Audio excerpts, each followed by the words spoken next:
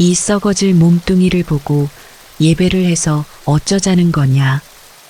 법을 보는 사람은 나를 보는 사람이요.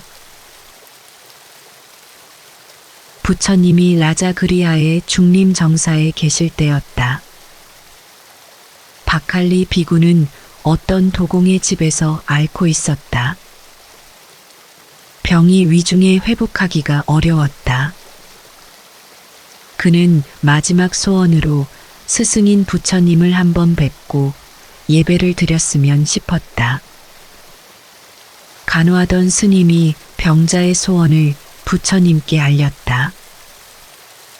부처님은 도공의 집을 방문해 일어나려던 환자를 만류하고 머리맡에 앉으셨다.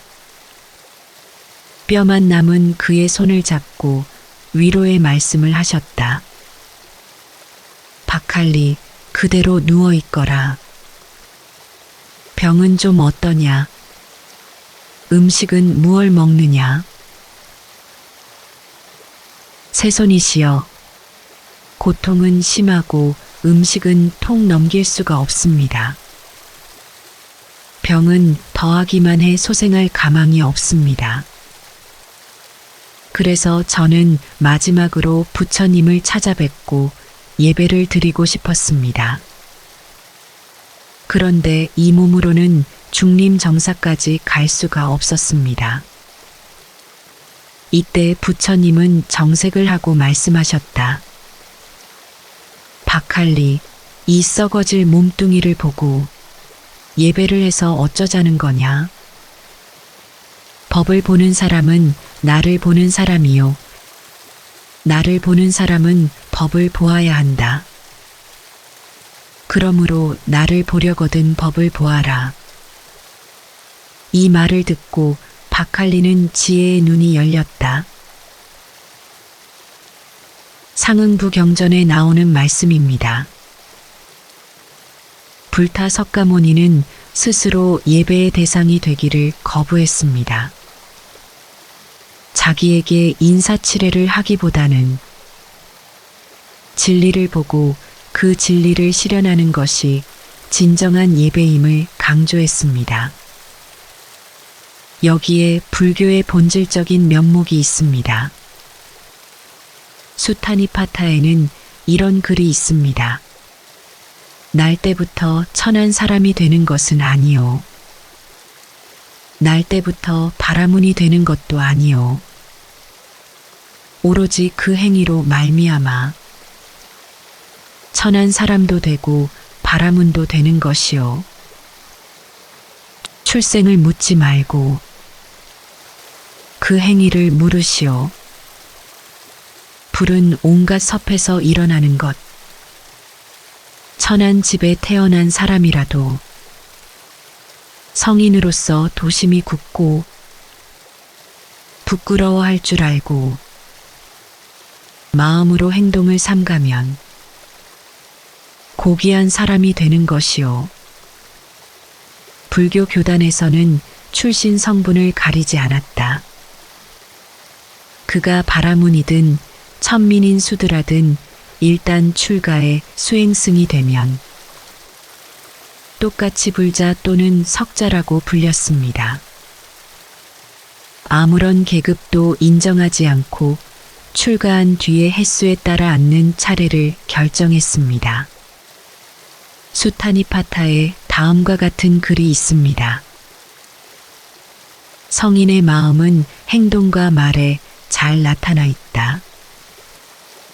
밝은 지혜와 청정한 행을 갖추고 있는 그를 그대가 따라 기뻐하는 것은 당연한 일이다. 이 세상 진리를 통달한 사람은 견해나 학문이나 지식을 보고 성자라고 하지는 않는다.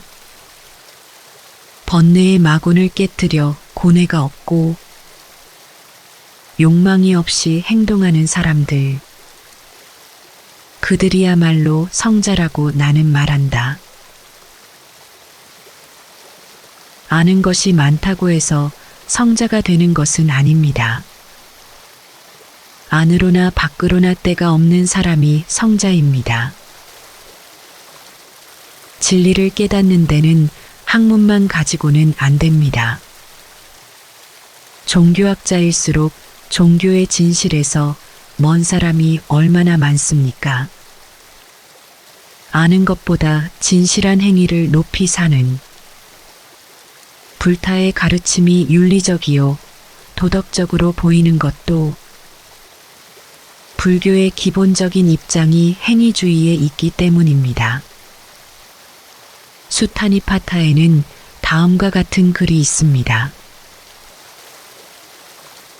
나는 바라문도 아니고 왕자도 아니요. 나는 바이샤족 사람도 아니고 다른 아무것도 아니요. 모든 범부의 성을 잘 알고 아무것도 가진 것이 없지만 생각하면서 세상을 두루 다니요. 나는 누더기 가사를 걸치고 집이 없으며 수염과 머리를 깎고 마음을 편안히 하고 세상 사람들에게 누를 끼치지 않고 다니고 있소. 바라문이여, 당신이 내게 성을 묻는 것은 당치 않소. 이것은 어떤 바라문교의 수행자가 부처님에게 당신의 출신은 무엇입니까? 라고 물은 데 대한 대답이다. 출가 수행자는 어떤 가게에도 소속될 수 없으므로 성을 묻는 것은 당치 않다고 한 것입니다. 그런데 요즘 우리나라의 불교 승려들은 모든 것을 버리고 출가를 했으면서도 속성 쓰기를 무척들 좋아하는 것 같습니다.